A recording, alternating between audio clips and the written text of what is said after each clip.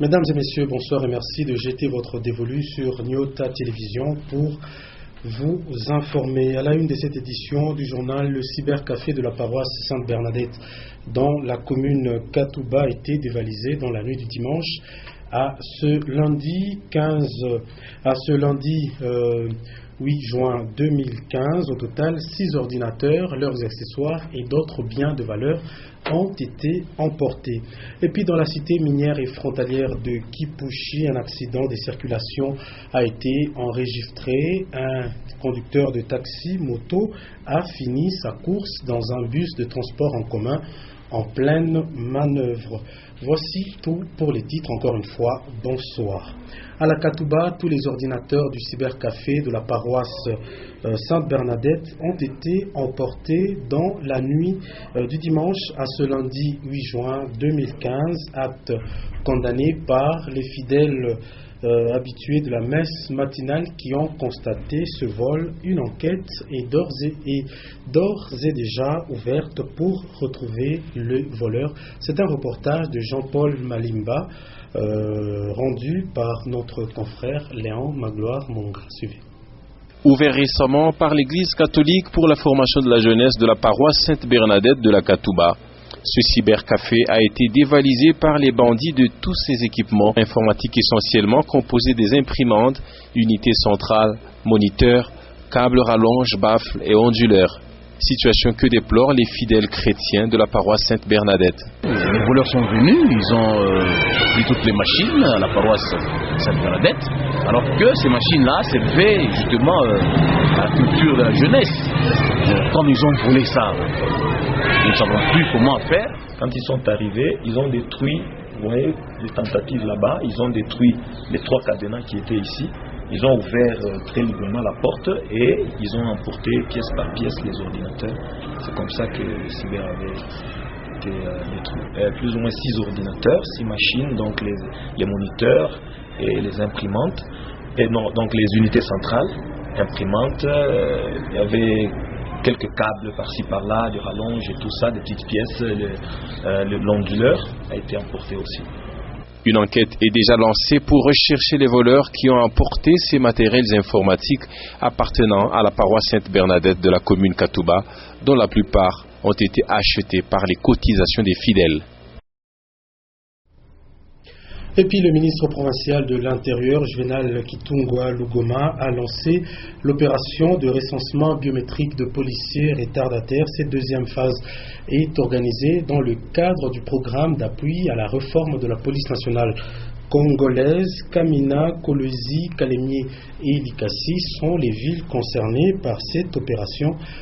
Des précisions dans ces propos recueillis par Maurice Mazel. Suivez. Je demande au commissaire provincial de la police de pouvoir sensibiliser davantage tous les éléments afin qu'ils puissent venir se faire identifier. Et surtout, j'insiste sur les éléments de la police judiciaire. Le convoi d'aventure est là. C'est-à-dire que du point de vue de la démographie, 70% de la population se trouve dans le niveau de l'âge. Et de ce fait, nous avons l'obligation de faire en sorte que, aussi au niveau de la police, qu'il y ait suffisamment de policiers dans le monde rural, et ces policiers qui sont en train d'aider nos concitoyens, 70% du monde rural, soient également des policiers qui puissent être formés de qualité, recensés et réellement motivés.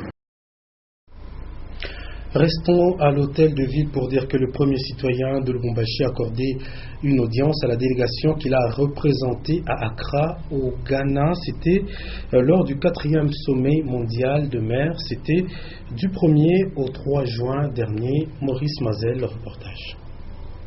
De retour de Accra, en République du Ghana, la délégation de Lubumbashi, conduite par le conseiller du maire chargé des relations extérieures, Serge Chilem, a restitué à l'autorité urbaine les résolutions du 4e sommet mondial des maires et leaders d'Afrique. Lubumbashi y a été représenté par les bourgmestres de communes annexes et Lubumbashi, le médecin urbain et le conseiller du maire. Le conseil d'administration de l'Alliance mondiale a choisi la ville d'Accra pour 3 raisons, à savoir la place du Ghana en tant que locomotive économique de la région Ouest-Afrique, l'histoire riche de la ville d'Accra et enfin, suite au leadership dynamique du maire de Accra. Les participants au 4e sommet des maires étaient également sensibilisés au sujet du sida. Le programme qu'ils ont reçu servira de tremplin pour les personnes à travers le monde afin de les inciter à s'unir dans la lutte contre le VIH-Sida. Ce programme vise également à soutenir les personnes vivant avec le VIH-Sida. Et puis parlons à présent économie dans ce journal. Le taux de croissance du franc congolais est maîtrisé. Le Fonds monétaire international FMI est satisfait de la performance réalisée par la République démocratique du Congo qui a atteint le taux de 0,62% de stabilité monétaire. C'est en tout cas l'essentiel de la réunion de la Troïka stratégique présidée aujourd'hui par le Premier ministre Augustin Matata Ponyo. Je vous propose le compte-rendu de cette rencontre. Suivez. L'inflation est maîtrisée. En rythme annuel, il se situerait autour de 0,62% du taux. Ce qu'il faut dire également, c'est que l'objectif du taux de croissance de 10%, 10,3%, en 2015 reste maintenu en dépit d'un relatif ralentissement de la production à fin mars de l'année en cours qui situerait le taux de croissance à 9,2% contre 9,5% réalisé en 2015. Et il faut noter ici qu'une fois de plus, le Fonds monétaire international a eu à féliciter la République démocratique du Congo pour les performances macroéconomiques réalisées. Il a également formulé quelques recommandations en vue de consolider la situation économique dans son ensemble et de permettre au pays d'accroître sa résilience pour faire face notamment aux risques liés à la baisse des cours de nos principaux produits d'exportation.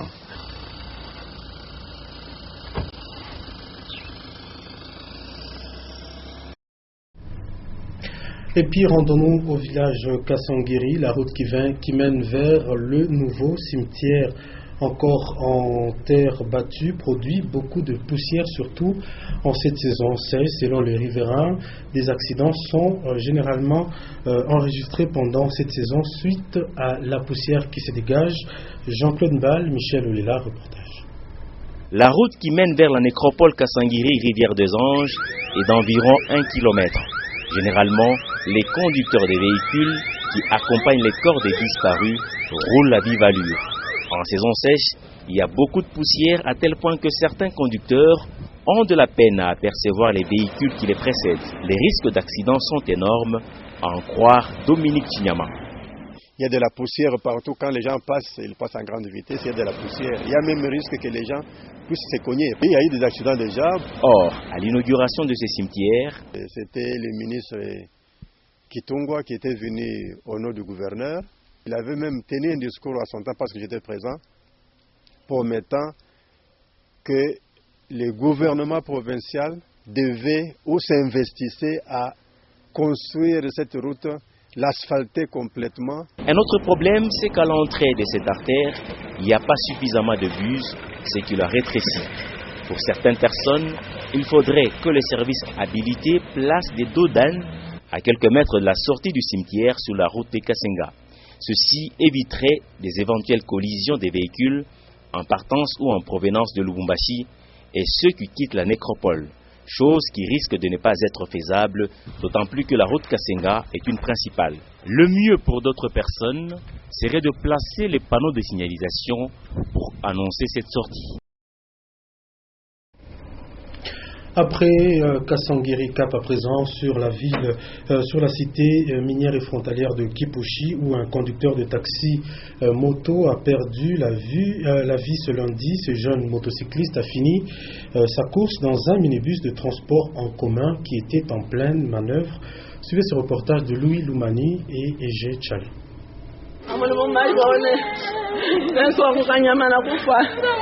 Prince Ngandou, c'est ce jeune homme de 19 ans qui est décédé ce lundi 8 juin suite à un accident de circulation. Ce moteur de la cité minière d'Ekipushi a percuté un minibus de transport en commun. Tout s'est déroulé à l'entrée de la ville d'Ekipushi, au niveau de l'hôpital du Cinquantenaire. Le choc a été grave, le motard n'a pas survécu. Les corps se trouvent gardés à la morgue de l'hôpital Gécamine. On n'a pas pu tenir 10 à 15 minutes. Toutes les tentatives de réanimation n'ont pas pu le sauver. En tout cas, on est désolé. Le non-respect et la non-maîtrise du code de la route a toujours été à la base de plusieurs cas d'accidents enregistrés à Kipushi. Et puis en religion, après avoir passé 5 ans sans évêque, les fidèles catholiques du diocèse de Kalemie-Kirungu ont désormais un nouveau pasteur. Il s'agit de Monseigneur Christophore Amadé. Son ordination épiscopale a eu lieu le dimanche dernier dans la ville de Kalemie. Reportage Augustin Célestin Muganza. Il s'appelle Jean-Christophore Amadé Aloma. Il est le nouvel évêque du diocèse de Kalemie-Kirungu. Dans une ambiance générale, l'ordination épiscopale du nouvel évêque s'est passée sur place à Kalemie dimanche 7 juin 2015. L'archevêque de Lubumbashi et une vingtaine d'autres évêques du Kivu et de toute la République démocratique du Congo étaient présents. Plusieurs autorités nationales, dont le premier vice-président de l'Assemblée nationale, l'honorable Charles Mando Simba, ainsi que du vice-premier ministre et ministre de l'Intérieur, Évariste Bochab. La lettre de nomination de Monseigneur Jean-Christophore Amadé Aloma, signée par le pape François, a été lue. Après la litanie, la prière consécratoire, le rituel circonstanciel, Monseigneur Amadé Aloma a reçu les ornements réservés à un évêque. Tous les prêtres du diocèse de Kalemie-Kirungu se sont présentés devant leur nouvel évêque en signe d'obéissance. L'installation de Monseigneur Jean-Christophore Amadé Aloma, attendue depuis plus de 5 ans, réjouit les chrétiens du diocèse de Kalemie-Kirungu. Des cadeaux en nature ou encore en espèces des chrétiens ou venus du gouvernement central ont été offerts. Comme le veut le rituel, le nouvel évêque a fait la ronde pour bénir ses chrétiens. Nommé en mars 2015, Monseigneur Jean-Christophore Amadé Aloma était jusque-là supérieur de la Société des missionnaires d'Afrique en République démocratique du Congo. Avant de parler sport, voici l'essentiel de l'actualité internationale dans cette page qui vous est commentée par notre consoeur Sylvie Moussaou. Suivez.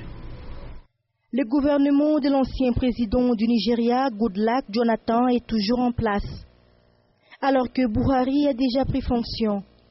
L'actuel président Muhammadu Buhari a juste procédé à la nomination de 2 personnes, un conseiller à la communication et son assistant. Jusqu'à l'heure actuelle, les Nigérians gardent leur patience quant à la prise du pouvoir de Muhammadu. Ils attendent aussi une nomination de tous les membres du gouvernement. Pour rappel, c'est depuis le 29 mai que le nouveau président a été investi. Et au Sénégal, les avocats de Karim Ouad réclament la libération de leur client. Après le travail des groupes du Conseil des droits de l'homme des Nations Unies, ils estiment que l'ancien ministre sénégalais mis aux arrêts depuis 2013 est en détention arbitraire. Mais selon Omar Youm, porte-parole du gouvernement, le groupe de travail des Nations Unies n'a aucune légitimité. L'arrestation de Karim Ouad est l'acte d'une institution souveraine de l'État. Il se tient en Allemagne le sommet des G7. Au menu de ces assises, la lutte contre le terrorisme et la lutte contre le réchauffement climatique.